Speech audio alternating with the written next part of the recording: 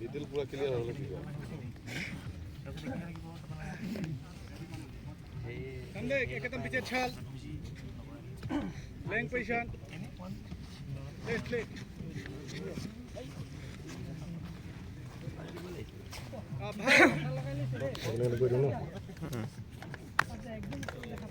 কালি পইচাটো পাইছিলি না পইচাটো মই আজিও পইচা কেনেকৈ বেছি দিম रेडी